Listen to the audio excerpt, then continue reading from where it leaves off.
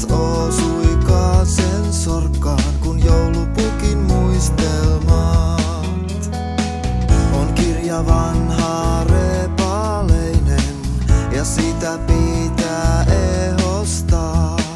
Pian teemme matkan omituisen, sen pukki piakkoin varmistaa. Nyt voidaan saatu silmät laittaa, silmille vauhdin niillä saa. Se vauhti meille voimat antaa, sukeltaa vaikka aikaintaa.